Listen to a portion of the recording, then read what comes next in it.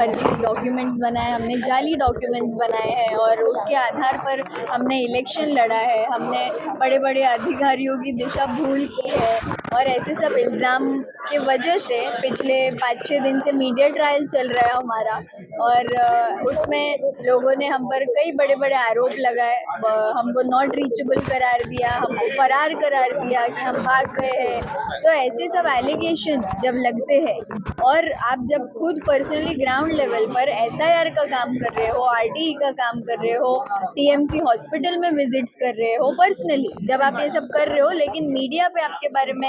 ये सब चलाया जा रहा है, तो कहीं ना कहीं आप एज अ ह्यूमन पहले तो शॉक में रहते हो कि ये सब कैसे, क्या हो रहा है और क्यों हो रहा है, झूठ कैसे फैलाया जा रहा है। तो वो शॉक को अब्जॉर्ब करने भी 1-2 दिन लगता है और फिर उसके बाद में, क्योंकि हम संविधान को मानने वाले लोग हैं, हम देश के न्याय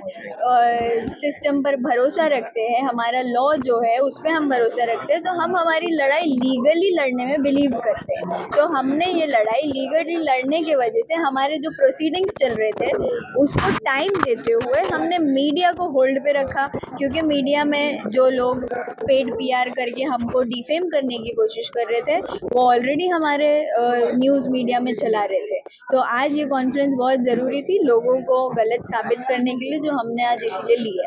एक आखिरी सवाल, सदर शेख का नजर से ऊपर धोखे में ऐसी टैगलाइन चलेगी, क्या सदर शेख का सच्ची में नजर से ऊपर धोखे में आ सकता है, या आपके पास सच्ची में कास्ट सर्टिफिकेट के जो डॉक्यूमेंट जो जरूरी थे वो आप पेश करेंगे कोर्ट में हो, या आगे की लड़ाई किस प्रकार से रहेगी? क्या आगे की लड़ाई तो कोर्ट में ही है, जिन्होंने इल्ज़ाम लगाए हैं उनको भी मैं कोर्ट में ही देखूंगी और जिन्होंने मेरे डैड को साबित करने की कोशिश की है कि वो महाराष्ट्र के रहवासी नहीं है उनको भी हम कोर्ट में देखेंगे, तहसीलदार को भी हम कोर्ट में देखेंगे, जो हमारे खिलाफ जिन्होंने वन साइडेड रिपोर्ट पास करी है उनको भी हमने लीगली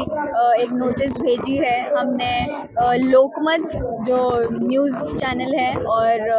एक सुफियान खान, जावेद सिद्दीकी, फराज सिद्दीकी और एनसीपी एसपी का एक इंस्टाग्राम हैंडल है, ऐसे पेजेस को डेफेमेशन का नोटिस भेजा है, लीगल नोटिस भेजा है, क्योंकि उनके ज़रिए ऐसे फ़ोटोज़ और